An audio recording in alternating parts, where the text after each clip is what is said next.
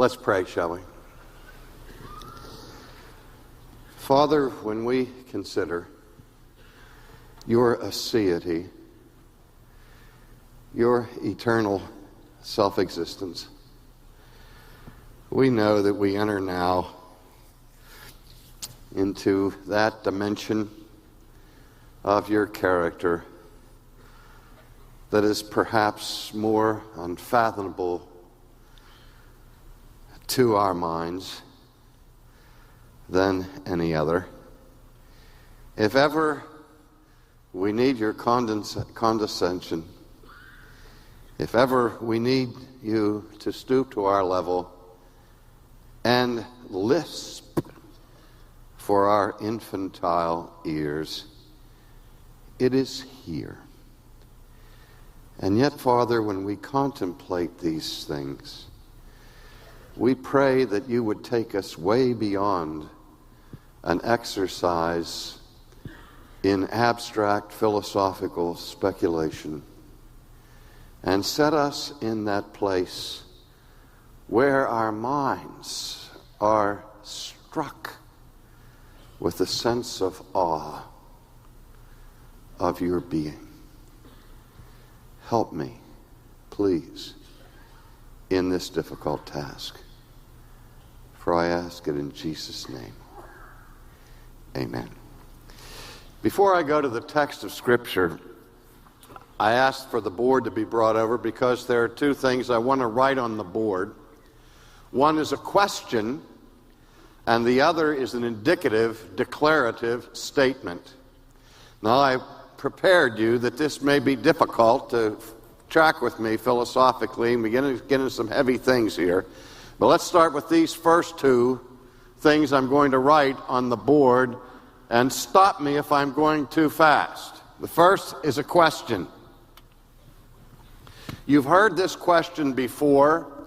Maybe you've heard it already today. How are you? You ever heard that question? Thank you very much. And then there's a declarative statement. If you can't see me on the lower level here because of the blocking of the pulpit, look up on the screen, they'll get it. I am fine. Thank you. Now, am I going too fast? Yes. All right, there are a couple of key elements in these statements that I want us to look at because we take them for granted in our normal conversation, in our daily experience and communication. But I want you to notice this word that's in the question and this word that is in the response. When we ask the question, how are you? We're asking a question that relates to the state of your existence. Or to put it another way, the state of your being. And when we respond, I'm fine, we're making a statement about our condition, about the state of our existence, or the state of our being. Because in both of these statements, what we have in common is the use of the most basic verb in the English language that we call the verb to be. Now, I understand there are some remote languages in the world that do not have specific verbiage to refer to being. But almost all of the languages with which we're familiar, such as the Germanic languages, the Romance languages, the Greek language, and so on, have some form of the verb to be. And it's a word that is so common that those of you who have snow on the roof can remember the old television series called You Bet Your Life, hosted by Groucho Marx, where Groucho, would have his guests come out, and they would have a little dialogue for a few moments, but there was a mystery word that was already discerned in advance. And if the host mentioned the mystery word inadvertently, the duck would fall down from the ceiling with a $100 bill in his mouth. You remember it, Paul, and Groucho would say the magic word and win $100. And George Fenneman would come out and pay. See? It was a household deck, a common word. Nothing's more common than are, am, were, was, will be, and so on, is. These are all forms of the verb to be. But behind our language, which may be simple, is this profound concept of being. Or in the Greek, the participial form is, the present participle is the word ousia, which refers to the stuff by which things are constituted, their essence, or what Kant called the Ding an sich. Now, in our experience, we tend to use this concept of being sort of in a graduated way, a step ladder way, where we talk about grades or levels or ranks of being. We talk about the type of being that you might find in a box of rocks. My son-in-law always says to me, well, not always, but sometimes says to me, Pap, he says, you're dumber than a box of rocks. That's not a complimentary thing. And so I say to the meathead, but in any case, stifle Vesta. At the bottom of the rungs, the block of rocks, and then we go up from the box of rocks to some plants, some trees, and we say that's kind of a little higher order of being from the rocks. And then above the plants and the trees, we go to the animal kingdom, and we talk about the kangaroos and the emus and the duck-billed platypuses and so on, and talk about their existence and their animal being. And then we go up the ladder a little bit higher, and we talk about human beings. I have a fellow that was one of our original elders at St. Andrews. Whenever we would have personnel difficulties, he said, you know what we have here? And I said, what's that? He says, we have a bean problem. A bean problem? He said, yeah, human beings. He said, they're the ones. Human beings, sort of like green beans, with a little more higher level of beingness. And above the human beings, we talk about the spirit beings of angels and so on. And then in our vocabulary, we go to the top of the ladder, and we speak then of the supreme being. Now, I've gone over this before in previous Ligonier conferences, but we need to go over this again and again and again until we get it right.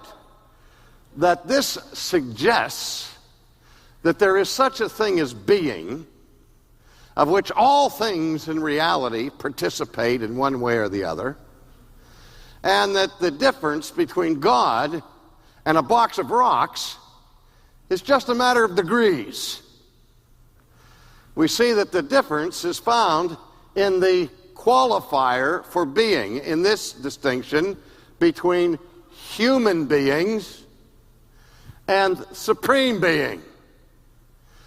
But, beloved, the difference between the supreme being and the human being is not the difference in the adjectives. It's not the difference between humanness and supremacy.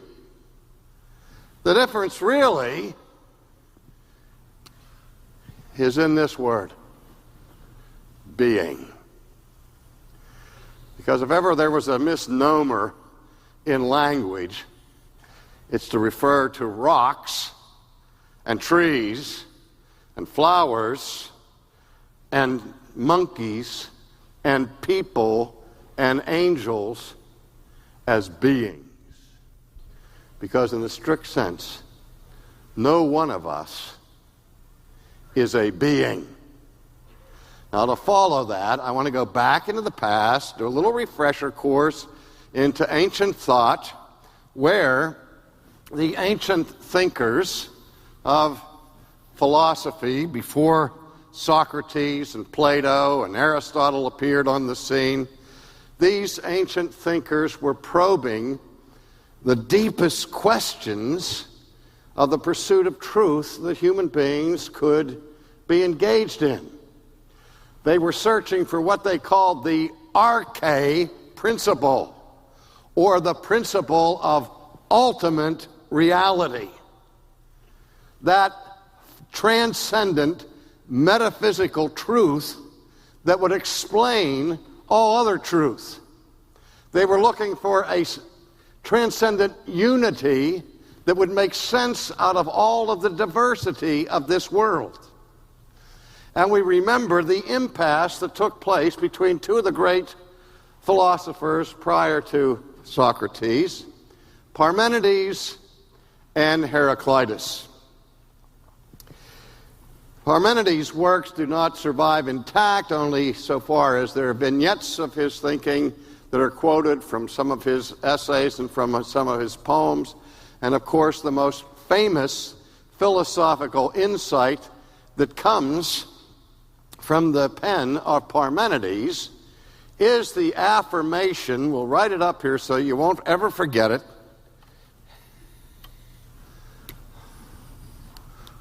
What is.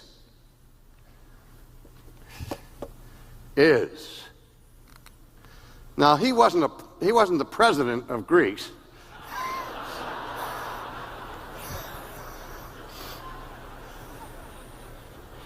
But he was concerned about what the meaning of is.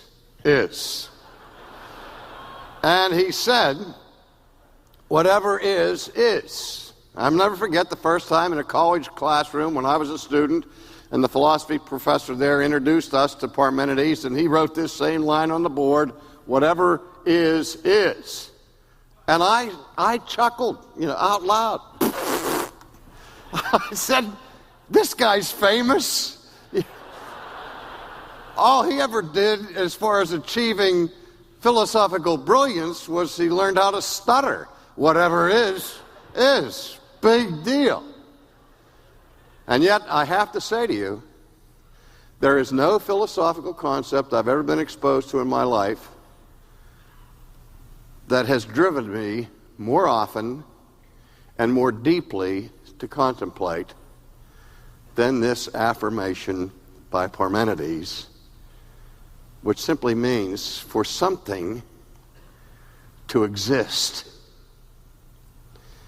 there has to be being.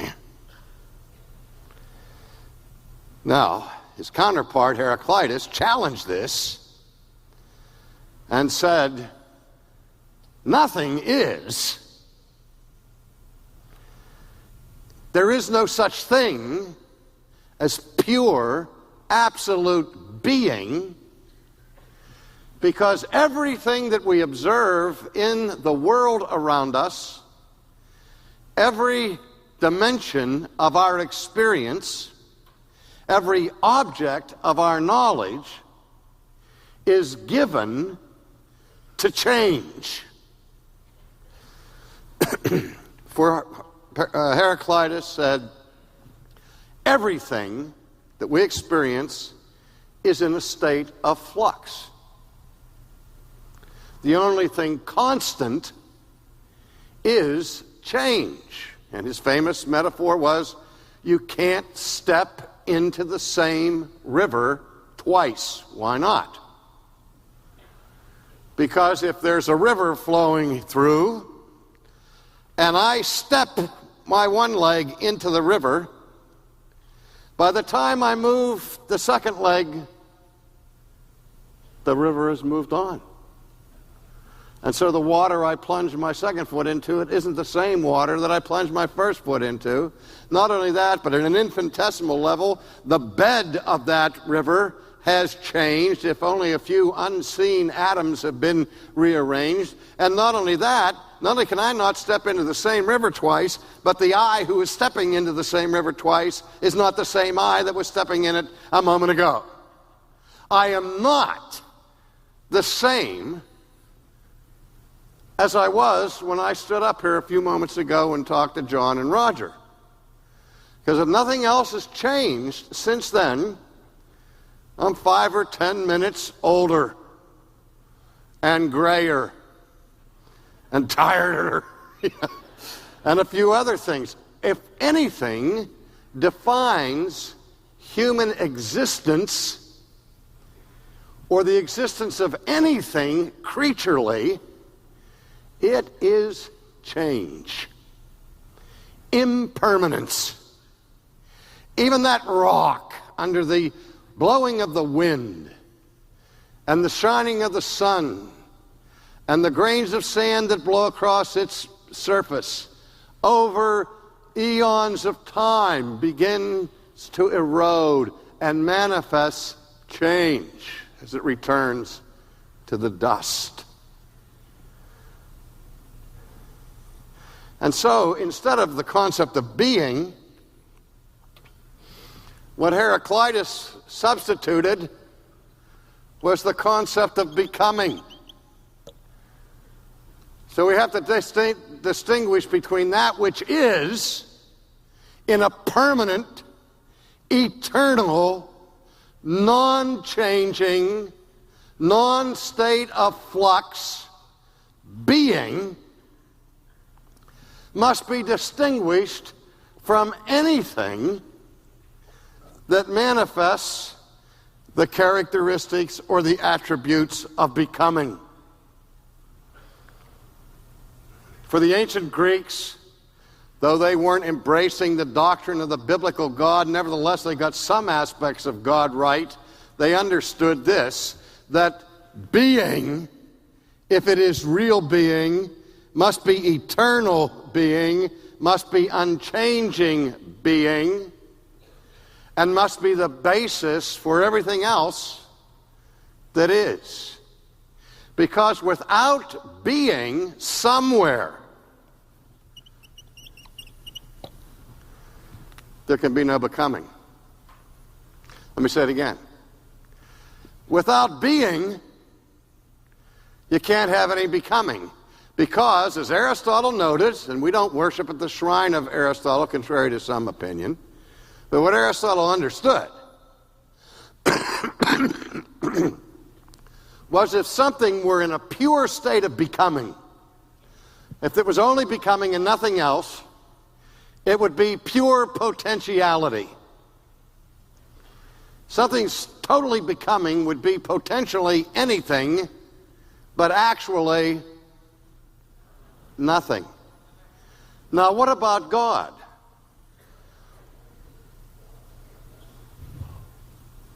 When I was in the 6th grade, I played in a baseball league that went up and included 10th graders. There were 4 teams in the town, and they had general managers as well as coaches, and they pulled off trades from time to time. And I was involved in a multiplayer swap where I was really excited because I was traded from my team to another team for 3 10th graders. Now, these 3 10th graders, among them, didn't know whether a baseball was blown up or stuffed. But I was impressed that here am I, a 6th grader, getting traded for 3 10th graders. And the newspaper in our local town, this was my first time in the paper, announced the trade, and they said the Indians traded for the slick-fielding shortstop Sonny Sproul, who lacks a potential bat. How I hated that word. I would hear it from my teachers when my sister was always the smartest kid in the class and 3 years ahead of me. I'd come along behind her, and they'd say, "You're not living up to your potential." Did you ever hear that? I began to hate the word potentiality. And if I'm pure potential, and that's all, I'm not even worth 3 10th graders who can't hit a lick. But this is our state of existence, becoming, not being. And this is what differentiates us from God. Now let me go to my first biblical text briefly, where we first encounter this idea. It's, turn to page 1.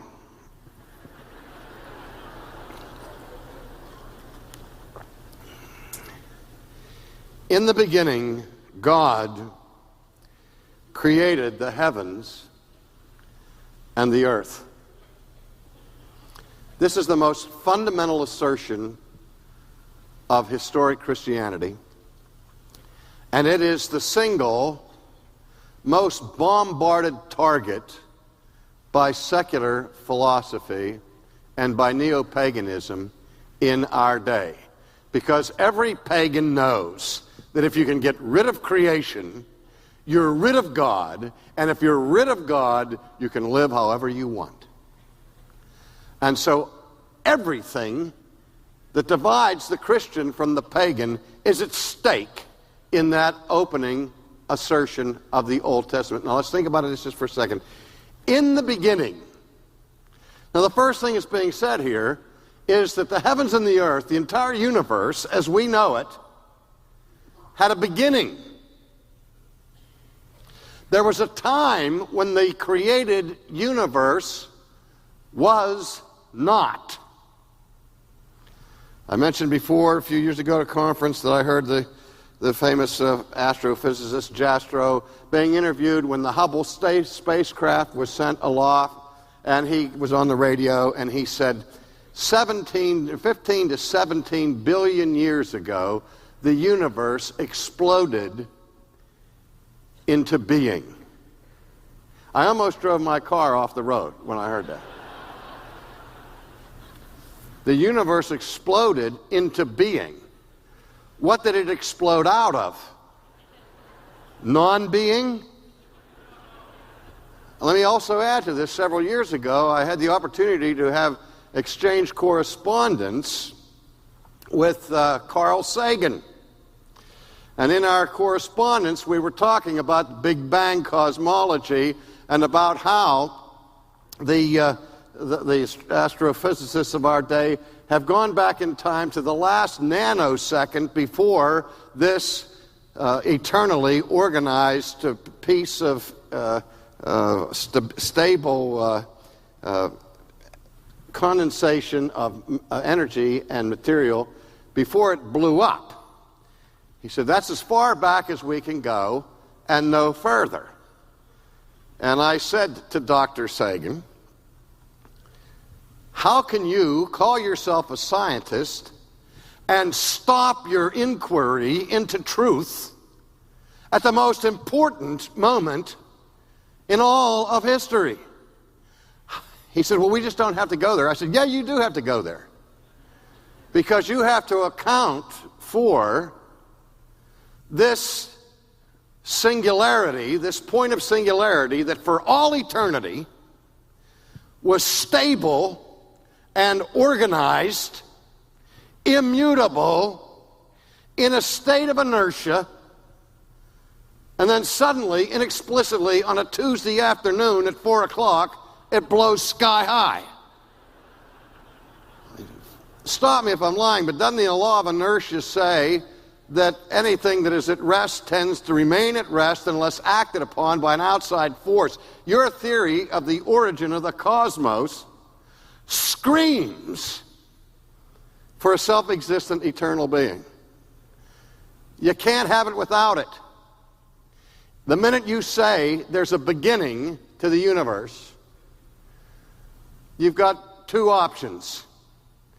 Either the universe came out of nothing, all by itself, or the universe was created by something that is self-existent and eternal. They're the only options, folks. Don't let anybody play games with you on this. I say it, if you want to get a simple grasp of it, let me ask you this simple question. If there was ever a time, 15 billion years ago, 17 billion years ago, 20 billion years ago, 100 billion years ago, if there ever was a time when there was nothing, no being, no becoming, no actuality, no potentiality, just non-being, nothing. Niet. Das nicht. What would there be now? What could there possibly be now? Absolutely nothing. If you haven't learned anything else in science, in philosophy, and in theology, you need to learn the absolute principle, ex nihilo nihil fit, out of nothing, nothing comes.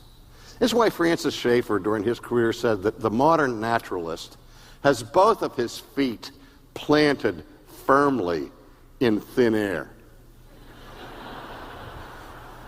Because ultimately, once they deny the existence of a self-existent eternal being who has aseity, their only option is some kind of spontaneous generation, which is not science, it's magic. Poof! The world pops into being, or as Jastrow says, explodes into being. I mean, have you ever thought about what a tremendous explosion nothingness can cause?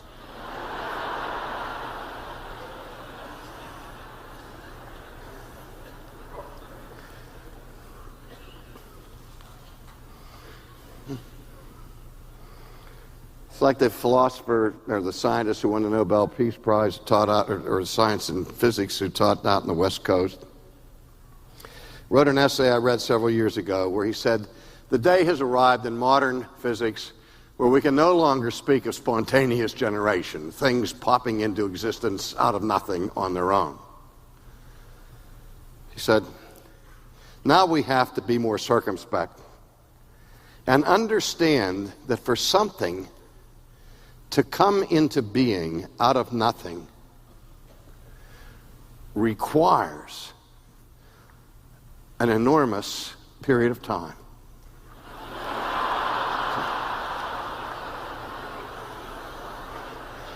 And so the paradigm shift is this. You can't get something out of nothing quickly. But if you just have the patience and you wait long enough, gradually, inexorably, this nothing will be able to do something. See, those are the alternatives to the biblical concept.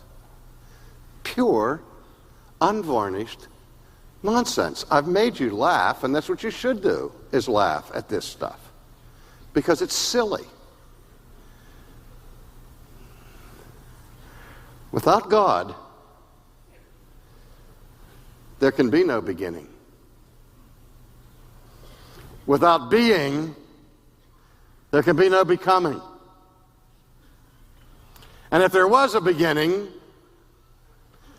nothing screams louder that before the beginning, there was not nothing, but there was one who has the power of being in himself. He has, as John mentioned last night, life in himself. And that's the difference between God and the creature, is that God is pure being. There is no becoming in God. God, as we've just heard from Sinclair, doesn't have a learning curve. He's not learning new things every morning. He's not evolving into a higher form of being than he was 6 months ago or 6 billion years ago. He is, as the medieval theologian said, the ens perfectissimum. And here, for the sake of theology, they risk redundancy, because that little Latin term means the most perfect being. Now, what's the difference between a perfect being, a more perfect being, and the most perfect being? What is the difference? Ladies and gentlemen, think. What is the difference between a perfect being, a more perfect being, and the most perfect being? Nothing. Because if something is perfect in its being, that perfection of being admits to no degrees. Now, it's not like the medieval theologians fell asleep when they talked about the most perfect being. But they were doing two things. They were doing theology and, as Sinclair just said, doxology. They were standing back in awe at the contemplation of a being in whom resides all excellencies at the perfect degree.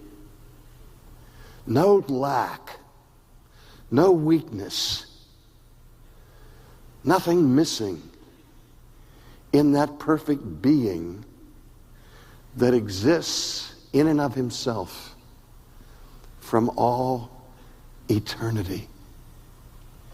I mean, if anything drives me to my knees, it's even the momentary contemplation of one who is pure, eternal, self-existent being, who needs nothing from my hands, nothing from my bank account, to exist or to be in his absolute perfections at all times. Now also, in terms of this concept, the medieval theologians spoke about an ens necessarium.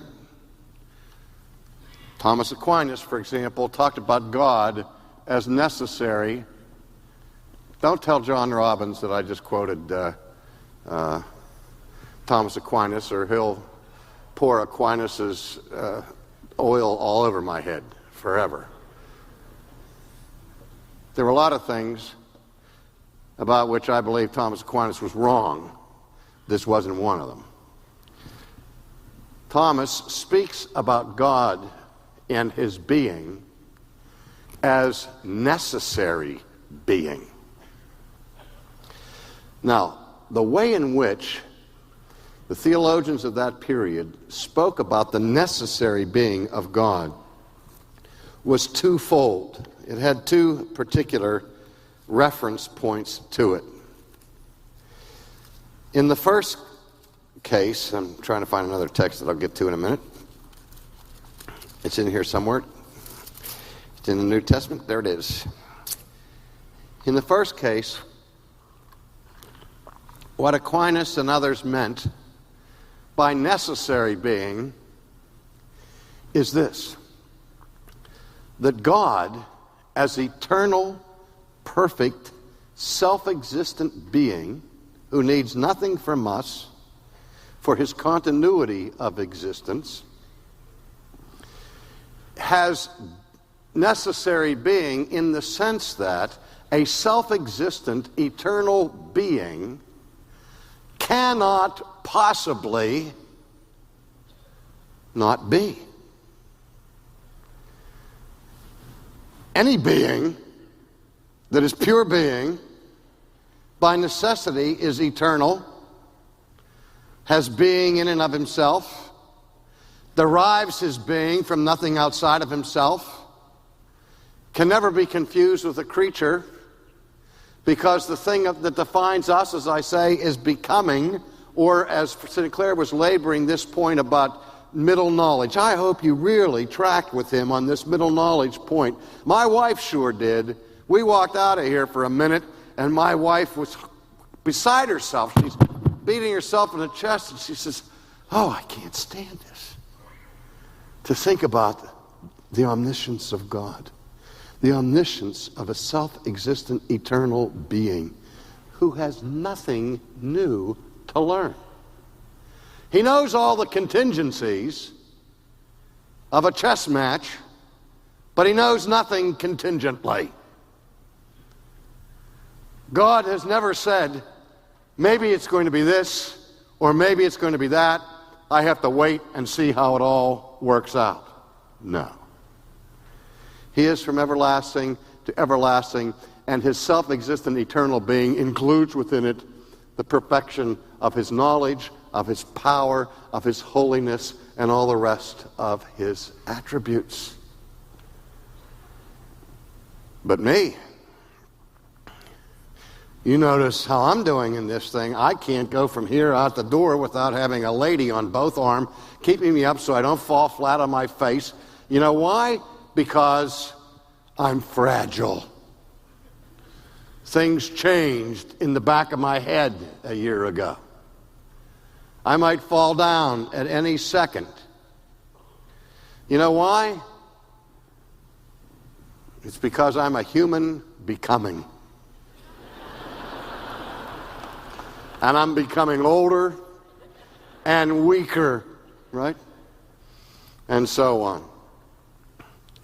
But God doesn't go through that. There are no contingencies in his being. There's no might have been in who he is. He is from everlasting to everlasting, pure being, perfect being. And as a necessary being, he never has to stop and tie his shoe.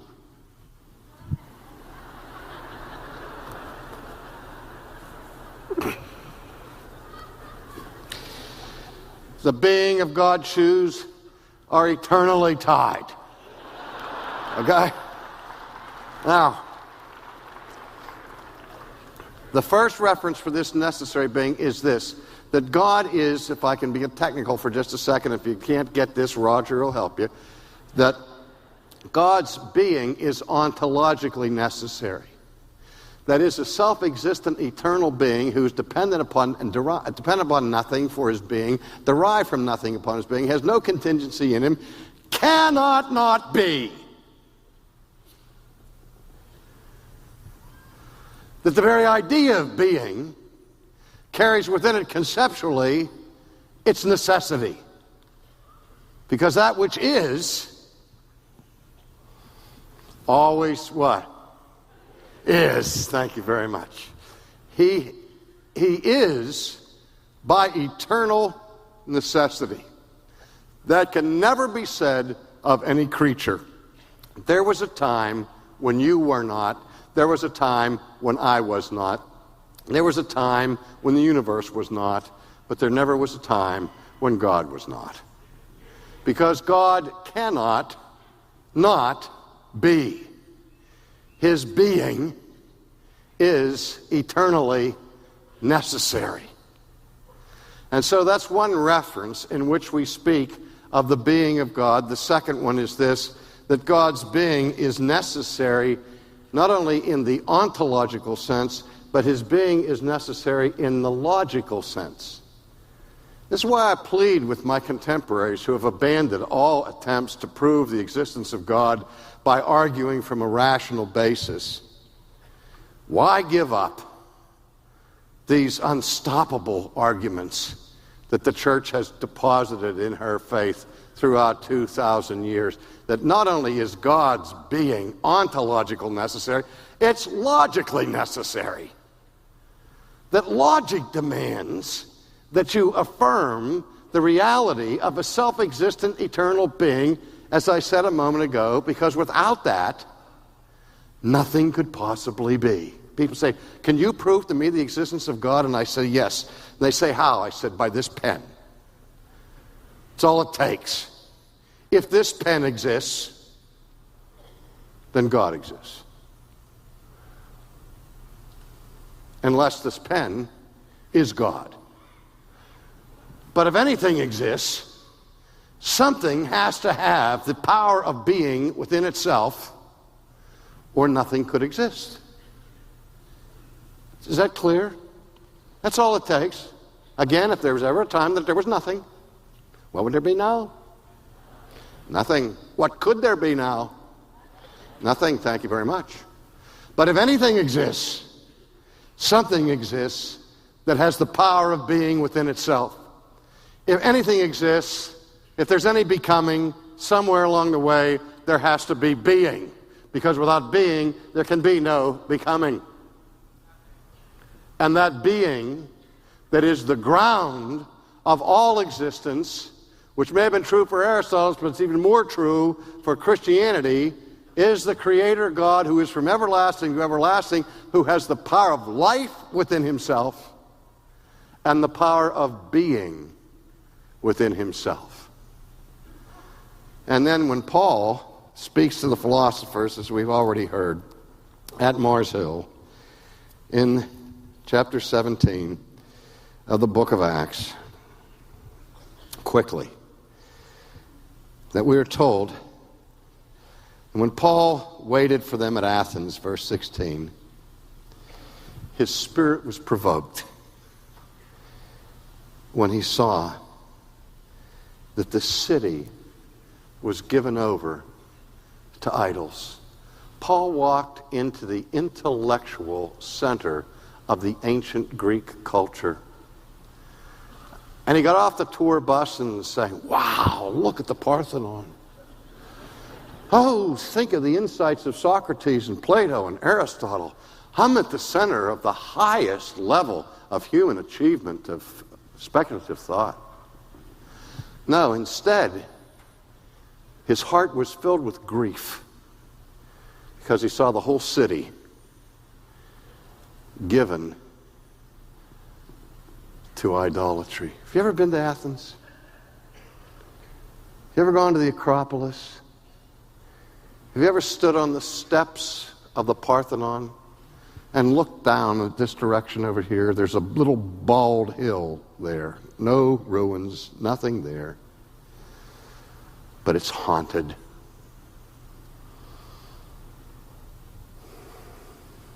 The ghost of the Apostle Paul is on that hill, pointing to the Parthenon, pointing to the Acropolis, speaking to the Agora, saying, I see that in all things you're very religious. You got a temple for this, a temple for that, a temple for this, and in case you missed Vesta or Hestia, you got one for her. And then, just to be on the safe side, to hedge your bets, you got this one over here, the altar to the unknown God. Well, that which you worship in ignorance, I'm going to declare to you in power. And then he goes on to give probably the most intense and unfathomable, profound statement in the whole Bible. That in him we live and move and have our being. Real quick, last week out in Los Angeles, I used an illustration like this. I've done it here in other contexts. I have this thing that doesn't write, and I'm going to make it move. You watch me carefully. In a moment, I'm going to throw it up in the air and try to catch it. You ready? Now you watch. At no time will my hands ever leave my wrists. Okay? You keep an eye on that. All right? All right? 1, 2, 3. Here we go. See that? It moved. It changed its position. And what caused that change? You've been taught since you were infants that what caused that change was the inherent power in the strength of my right arm, coupled with the strength of gravity to bring it back down. These are natural laws that govern everything in the universe. At a secondary level, that's true. But Paul said, I can't move a finger without the power of God. I can't breathe the breath of life apart from God. I cannot exist apart from God, because in him is life, and in him is my life. I'll talk about this tomorrow, but God can't die. If God ever stops living, what happens to your life? It's over, vaporized. If God's power of motion ceases, remember the game we used to play called statues? Running around the yard, and then somebody says, freeze. God leaves, that's the end of motion. That's the end of gravity. And if anything should happen to the being of God, human becoming becomes potentially everything and actually nothing as we disappear from the face of the earth.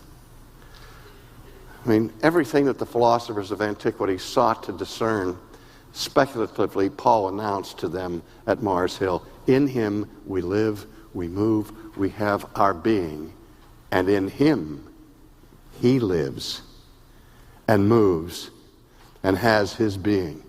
We can't live, we can't move, we can't be apart from him. But before we were, he lived and moved and was.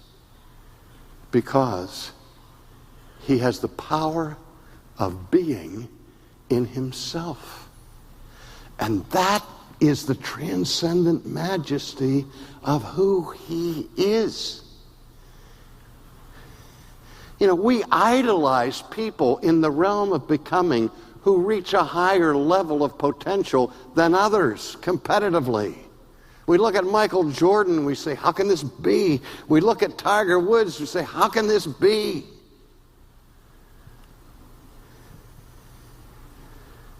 And we're still at the level of becoming. We're still at the level of creatureliness. And we tend to think how great we are until we turn our eyes to heaven, to the one who is from everlasting to everlasting. We owe him whatever participation in being we have. And as creatures, we owe the one who is not a creature the glory of the perfection of his very being.